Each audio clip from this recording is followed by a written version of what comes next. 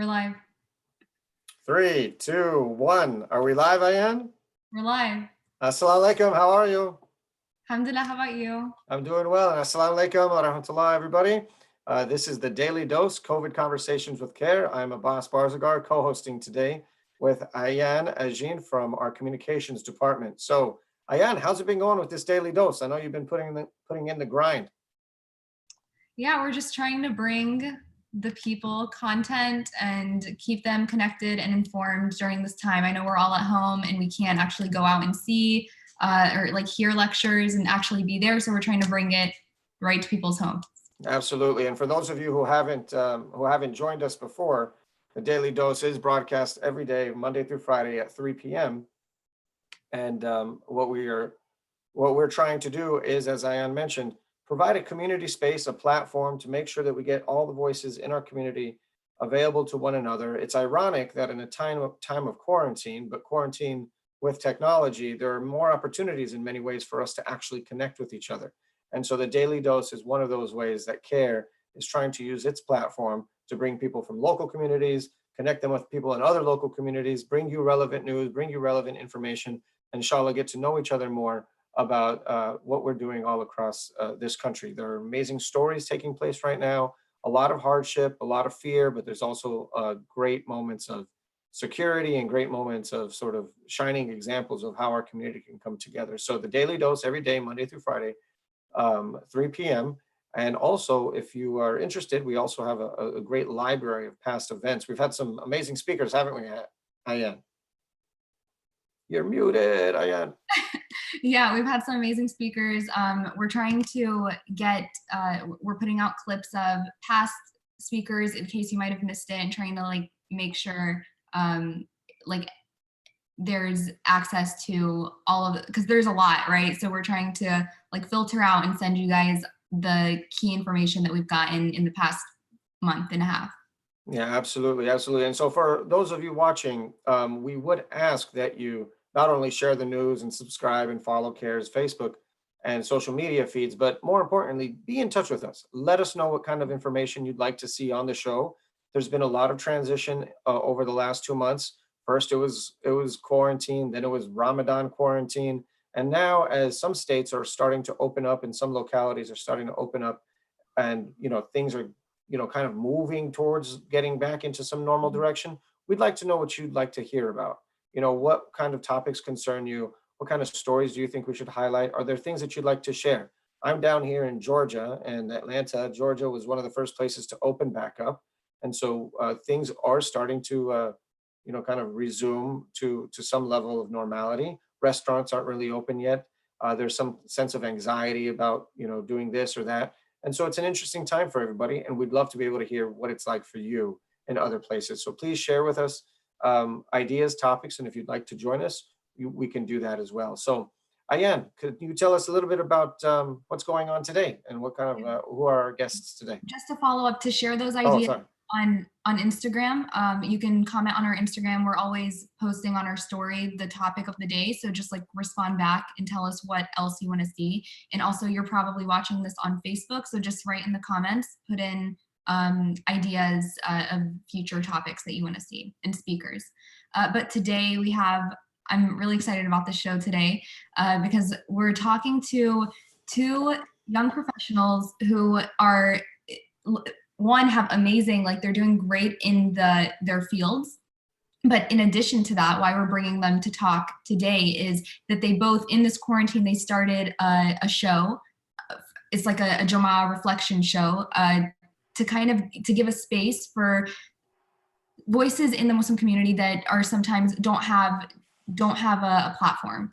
So to introduce our speakers today, we have two of them. Salmah Rizvi. She is a Washington, D.C. based human rights and anti-corruption attorney. Her pro bono practice is focused on racial justice, prison reform, immigration, and Palestinian rights. She also sits on the board of directors to the organization Witness to Mass Incarceration, and it focuses on supporting incarcerated and formerly incarcerated women of color, many of whom are Muslim. Salmah also holds a JD from New York University School of Law, an MS from the Georgetown University School of Foreign Service, and a dual BA in Anthropology and International Studies from Johns Hopkins University. Salmah is the daughter of Pakistani and Guyanese immigrants. She's a wife to an anthropologist and a mother of two. Most importantly, Salmah is a dedicated student of Imam Fuad Dram. She uses her free time to reflect on the mystical dimensions of Islam and create poetry on divine justice and peace. Her unique work can be found at The World Poet on Instagram. Our next speaker or guest is Salmah's husband, Saquib Ali Usman. He is a sociocultural anthropologist focusing on the intricate relationship between sight and insight and the unique history of blindness in the Islamic world. For his dissertation, Usman is conducting an ethnographic research with the blind and sight interlocutors in the South Saharan country of Mauritania. He's studying systems of knowledge and their historical transformations. From 2016 to 2018, Saquib served as the coordinator for the Interdisciplinary Islamic Studies Seminar at the University of Michigan's International Institute, through which he organized 2 groundbreaking conferences. In 2008, Saquib also interned at the Inner City Muslim Action Network, and he holds a BA in International Studies and Arabic from the University of Michigan, Ann Arbor. Saquib is motivated to give back to the community of blind villagers who hosted Saquib for his research. He co-founded the Idris School for the Blind and sighted in Dali in honor of his late son. Saquib is the child of Pakistani immigrants, husband to a lawyer, and father of 2. In his free time, he enjoys making his daughter laugh. So now I will bring on our guest.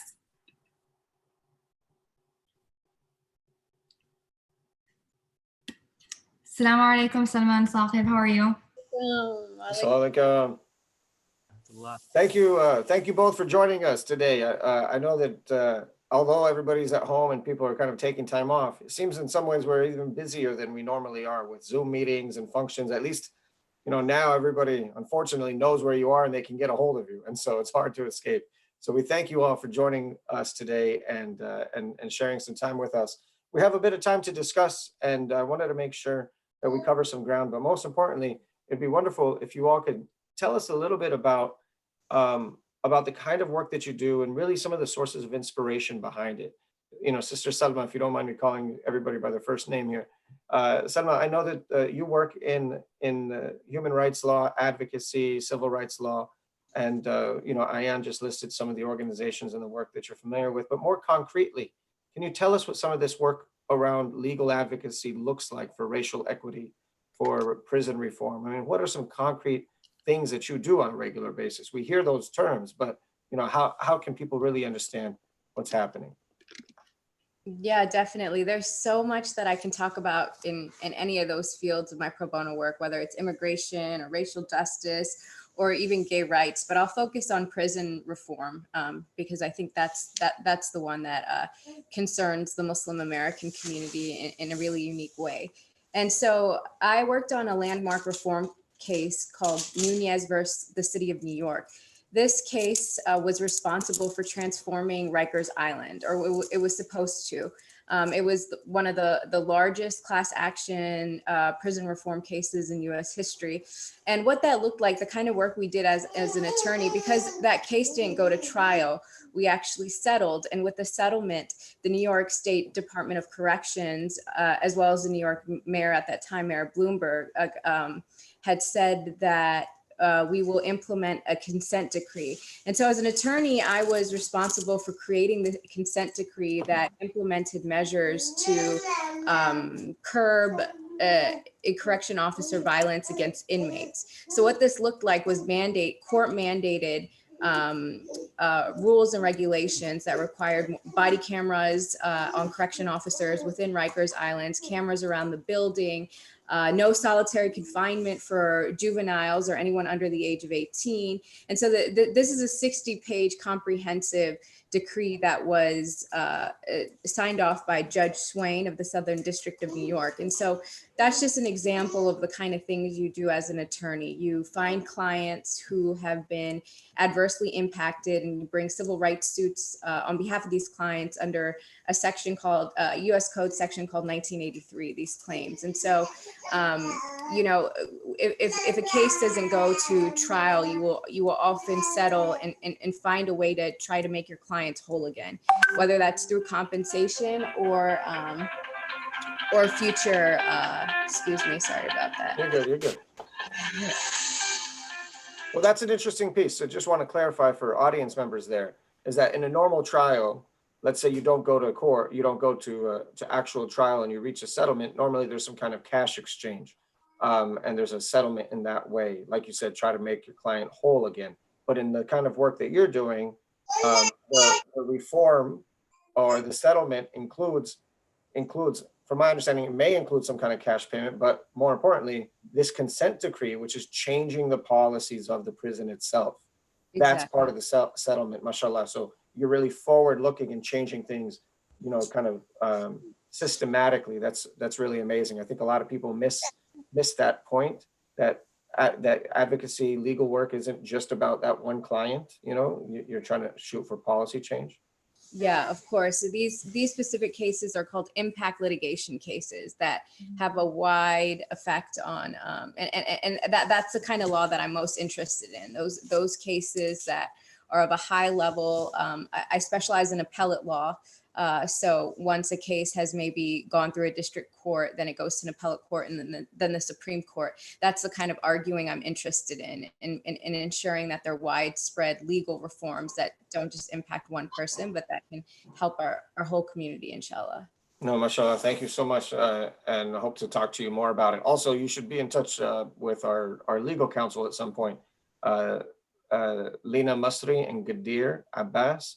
Both of them, you know, they lead our litigation department, and we have active portfolios on prison cases around the country. And so we should connect offline if you're interested. I would love to. Yeah. Saquib, field research, you know, it's a complex world for people who don't understand it, but it's the bread and butter of academic life and kind of a blissful part of academic life. From what I understand, and Ayan mentioned, you're doing field research currently, and you have some history doing this work on communities in Mauritania that suffer with blindness. Is that what you mentioned? And so if you could tell us a little bit about what kind of work it is that you're doing, not just maybe the site, but what is a cultural anthropologist, right? And you know, what kind of stuff do you do? What is field research? Yeah, of course. So I heard an anecdote the other day from Einstein, who was walking with a colleague, and the colleague asked him about an exam that he just administered in physics. And he said, I heard you gave the same exam last year. He said, yeah, of course. And he said, well, the colleague asked him, are the questions the same? He said, yeah, the questions are the same. He said, how could you do that? You know, how could you administer the same exact exam? And he said, well, the answers have changed. And so Nice. This never-ending source of wisdom. It brings to light this idea that we have these problems for humanity that are timeless, and perhaps the problems are the same, but you know, the answers and the solutions that we need to find are different. Anthropology is a field that kind of traditionally started off trying to uncover solutions for humanity's problems. Primarily, it's a Western kind of field that developed in the West, right? But it sought solutions to these problems in far-flung, remote areas with primitive people, so-called back in the day, that perhaps just like a plant in the Amazon rainforest could have a cure for a kind of universal disease in the world, so too could perhaps cultural problems find their solutions in remote areas, in minoritized kind of groups. And so that's where my own work also comes in. I did research in Mauritania, which is a place, it's a very, it's one of the lesser known countries of the world, so I spent a year there. Salmah was there for a bit of the time there. And I spent time in a village that has been blind for 9 generations. And I would You're talking about hundreds of years here. You're talking about the 9 generations. About 150, 200 years, something like that. And that just means that are you saying that there's chronic blindness or everybody? It's kind of like a genealogical condition, and they have their own kind of story. I would revise the word suffer. There's no suffering going on. Interesting.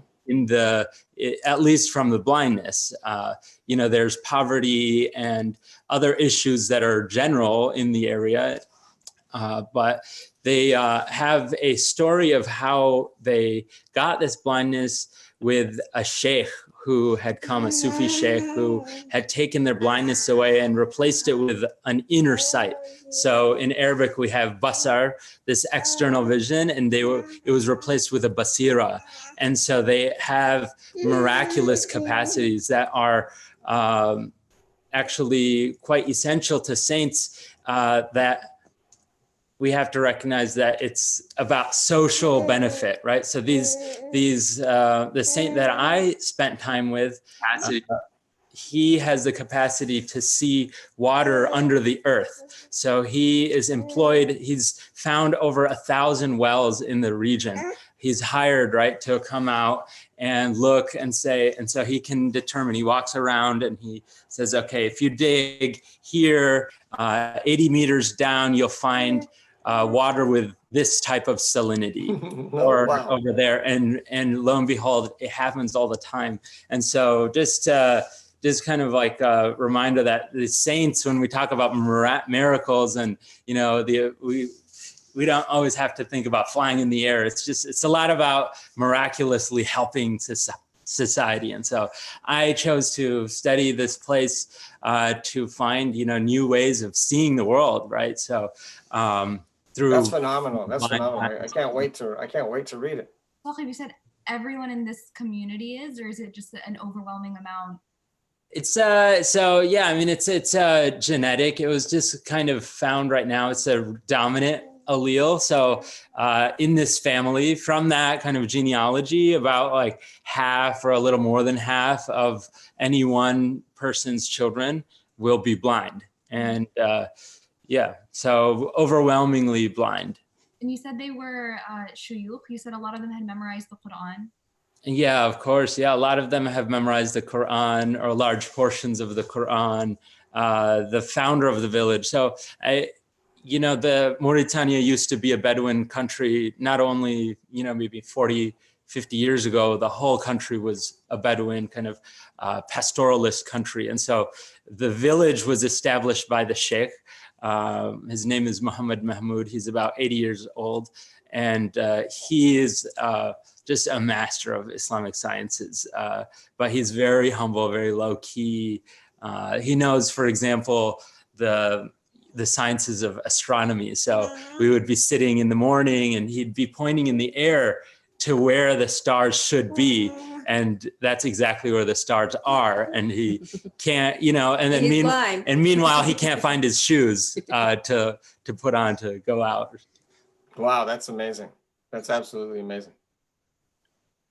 Now that we've talked about, and this is very interesting, I wish we could talk about it more, but we want to get into the show, right? So we brought y'all on to talk about the Fruits of Friday show that y'all host. And what this is for the audience, it's a rotating Jummah reflection. Every week, y'all bring a new speaker.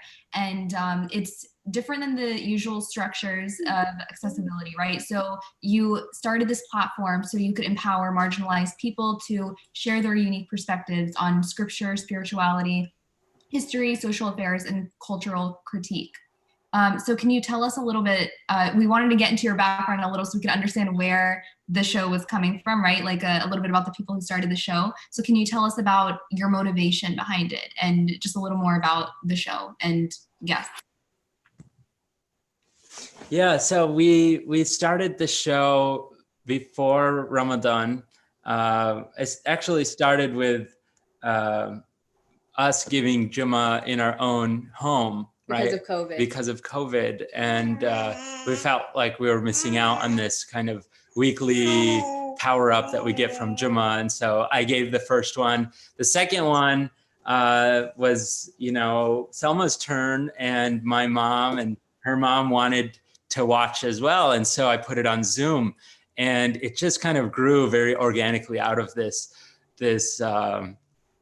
beginning. The third week, Salmah's mom gave it, and then we kind of started getting more people branching out to, different kinds of voices. And we realized that this, the importance of doing something like this. And so, I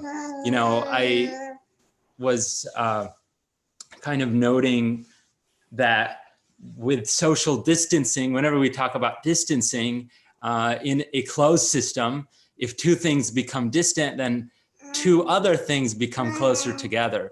And so our intention was to kind of use the excuse, use the opportunity provided by COVID, much like perhaps what you are doing here at CARE, to use the state of exception to our advantage, right? So we're kind of appropriating Jummah to circumvent the constraints that typically come with it. And what it allows us to do is give a space for what we would call minoritized voices, because these are not minorities numerically. These are minorities made so by other kinds of power structures, right? Women are by no means a minority, right?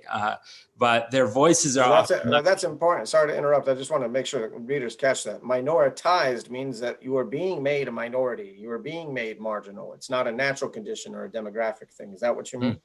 Yeah, exactly. And so we had in mind women, disability. I work with that, and other kinds of groups that were kind of that represent voices that are unheard. That, like I was, talking about remote areas, these voices too can provide very unique insights on our problems that we face as a community or as humanity as a whole. And really like asking people to talk from personal experiences, right? There's khatibs can only do, ordained kind of official khatibs can only do so much, and every one of us has such a unique perspective. One of our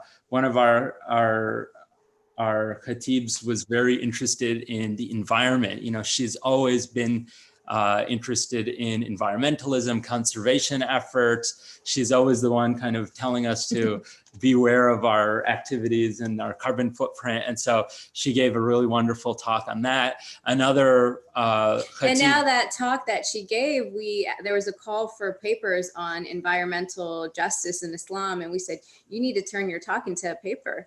And this is just something organic. We're just asking women who have something that they want to speak about at a Jummah to share. And then it's been growing and growing. And I think one unique thing about the Friday series is that we ask them to definitely pull from scripture and hadith, but also mix it with their own flavor of what is happening in our modern communities.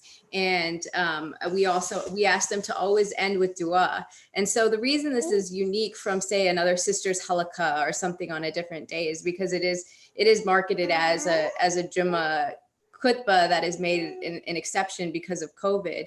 And, Friday comes with a number of blessings. That Friday was the day that Adam was created. Friday was the day that Allah subhanahu wa ta'ala accepted Adam's tawbah, that Adam was sent down. And there's a time at Friday that we all know of where any dua that you make is accepted. And so at the end of these Friday reflections, we engage in this really spiritual dua that's led by these voices, and inshallah, may God grant our du'as, and then we open up for discussion, and usually people are so moved that they want to talk more and learn more, and so subhanallah. Yeah. No, that sounds amazing. Did you want to say something, Naya? Yeah, I was saying I've listened to some of these khutbahs, and something that I noticed that is unique about it is it's very it's like friendly. It's like you're sitting with a group of friends, right? And I had to listen to it after the fact. It seems like you're saying it's interactive, because I've been able to do it live, but when you're doing it live, and I'll post the link for the Zoom link so you can join every Friday.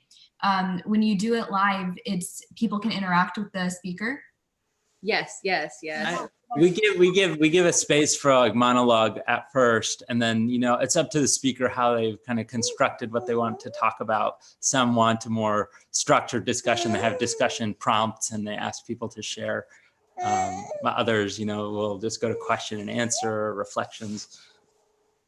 You obviously have, you know, brought out some important voices, and given your backgrounds and your interests, you guys, you know, are going to gear towards a certain set of conversations. But can you give the audience an idea of kind of what you think are the most important discussions that need to take place in our community, that now that we have this sort of new, again, ironic, closed but open space through technology, what kind of major conversations should we be having? I know there's a discussion, Saquib, you've raised a number of times, of men's allyship for women, and support for women in different capacities, but I'm sure there's others as well. Could you all talk a little bit about what are the main touch points that you hope to accomplish through the series? Definitely. Inshallah, we hope that each Jummah is, you know, every Jummah has an intellectual component to it. Both of us as academic scholars and professionals, we enjoy that. But we also need to make sure that every speaker that we bring has to his or her khutbah a healing aspect to it, a healing component to it. And I think this is really important for the Muslim community today in 2020, and particularly in America. As we, you know, like through Saquib's work, alhamdulillah, we've been given the opportunity to travel and study other Muslim communities around the world. And when we went to the Gambia last year, we were surprised to find that in the entire country, there might be one suicide in the year on national news. And, you know, whereas in America, there's a number of diseases of the hearts or diseases of the nafs. And so we ask that each speaker touch upon something that our audience members can take away from it, that heals their heart in some way. And so our next, this last Friday in Ramadan, inshallah, our next khutbah is going to be with a forensic social worker who specializes in domestic and sexual violence. And she's going to be talking about the simultaneity of rahma, mercy, as well as survivorship. And so how do you couple those two things, being a survivor of some type of violence, but also embodying mercy of God? And so inshallah, we hope that will be a very healing session this Friday as well. No, to look forward to it. Look forward to it. What time is this for the audience? It's at 3:15 every Friday. Eastern Standard Time. And that's another important thing to note, because we respect and love and revere our scholars who are giving Jummah and whose, you know, attendance might be going down right now because of COVID. You know, people might be tuning into the ICNYU's khutbah at maybe a fraction of the rate that if they were able to go in person. And so we want to make sure that the scholars we respect, that their time is safeguarded, and that usual time of Jummah at 1 p.m. or 1:30 p.m. We're not trying to overlap with that. Instead, we're trying to provide this space as an adjunct as well. So people can tune in comfortably Friday later in the afternoon. That's nice. That's very considerate, and mashallah, you know, we have to have this adab with our shuyukh, you know, to make this space. It wouldn't be possible without them. Any closing thoughts before we start heading into you know, wrapping up the show? Any closing thoughts you'd like to get across, or stuff that, you know, we couldn't get into on earlier questions? I would say that, you know, we 2 years ago we made ziyarat to Fez and to Morocco to visit different saints. And it was interesting to step foot in the Qarawin, a university started by Muslim women, which now has become a space where women are somewhat relegated to the sidelines, and there is extreme. They can't appreciate the beauty. They can't appreciate the beauty. There's the segregation based off of, I feel like, a hypersexuality of women's bodies. You know, men can't be around Muslim women, even if they're wearing hijab, because of this tension is sometimes what is said. And so it's not that this is something that is radical or new or progressive. It's actually something that we're trying to bring back, voices of Muslim women that were for centuries elevated. And for some reason in this post-modern or post-colonial world, women's voices have been minoritized, as we say in the title. And, you know, me being of, alhamdulillah, the bloodline of the Prophet sallallahu alaihi wasallam, I just remember stories growing up of Bibi Zainab after the Battle of Karbala, going to Damascus and being the voice for Islam after the Prophet's family was martyred. And so we're hoping that this is something really small, really humble, just husband and wife started, but we're hoping, inshallah, that every woman's voice can feel a little bit more empowered. No, inshallah, Ameen, inshallah, Ameen. And it's beautiful that you bring up that story. A lot of people don't understand the rich history that women have in our tradition, scholarship, the foundations of scholarship, the education. And it's not simply the case that, you know, so-and-so was the daughter of such and such sheikh or the sister of such and such sheikh. No, they literally, our university systems are built upon women's awqaf.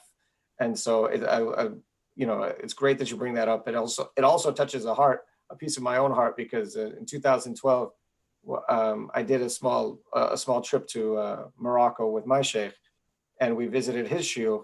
And one of the first things that we did was we stopped in Fez, and we went to the Qarawin, and we read the Hadith al-Rahma, the Musalsal bil-Awaliyya, which is the first hadith, you know, traditionally that you might receive from your teacher in order to pass down the sciences. So you touched a nerve right there for me. Jazakallah khair for the beautiful reminder.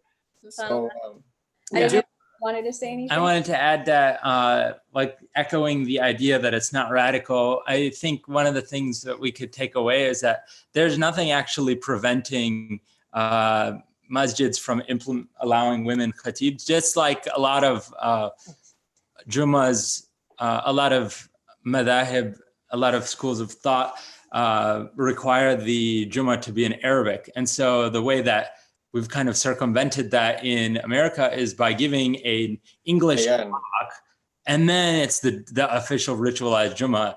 That English talk doesn't have any kind of ritual kind of limitations, and there's no reason why, you know, I'm not a jurist or anything, but it seems like there's no reason why we can't use that and, you know, space itself. No, that's an important point. And in general, I think one of the things that's come out of this COVID experience, that people are actually learning about the fiqh of Jummah prayer and the fiqh of Tarawiyah and what actually is a khutbah. Like everybody became a faqih overnight. It's kind of like everybody became an epidemiologist overnight. People are becoming fuqaha because they have to read all these different opinions. So they understand that there are components of what a Jummah is and what a khutbah is and all these things.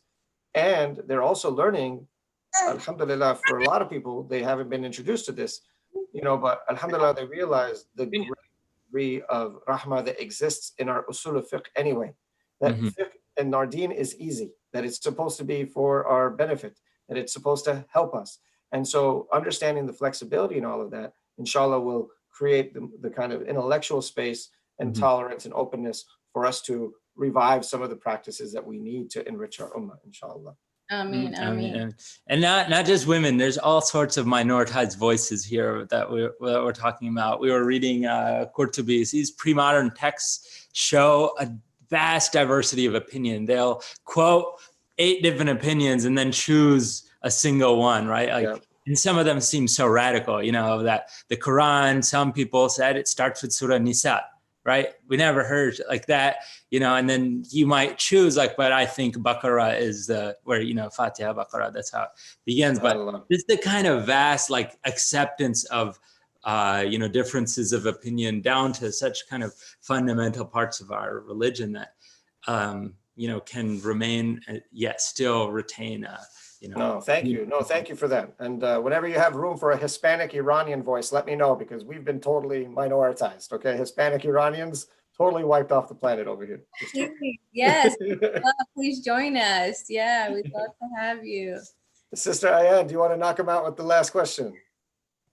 So we like to ask this question to our viewers, a standard question. We tell them, if you could put one thing on a billboard, what would you want the world to know? One billboard, one billboard. I know, so y'all are gonna have to figure this out, like compromise on this. Oh, we have to compromise. Maybe Imam Fode's quote? No, if you're angry. Mm-hmm. A phrase or a word? Whatever, as long as it can fit on a billboard. Okay.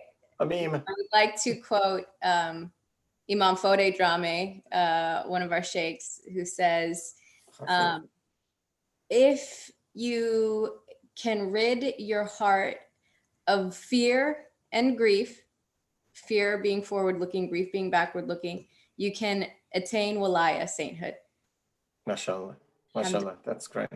That's great, actually. That's a great quote to end on. Jazakallah khair for your time. And congratulations on the newborn there. Thank you. And more importantly, on all the amazing work that you all are doing. May Allah increase you, expand you, and strengthen your faith in the road and illuminate the path for you, inshallah. Man. I look forward to being in touch with you all again in the future. Inshallah. For y'all. Yeah, thank you so much. We're gonna hold you to it, inshallah. All right. Assalamu alaikum. Alaikum. Wow, assalamu alaikum, Ayan. That was great. Yeah. That was a great gem. You know, mashallah. How did you learn about their work? There's actually a group chat for young professionals in DC, and they were posting about the show, and I just thought clearly I'm not considered young anymore. I did not get invited to that WhatsApp group. Wow. Okay, sorry, it was a secret. But yeah, like I looked into it, and I just thought it was really amazing that in addition to everything that they're doing in their professional work, in their professional life, that they started this. And I really wanted it for them to come on and talk about it and the issues they were trying to address in creating this space. No, that's great. Thank you for doing that.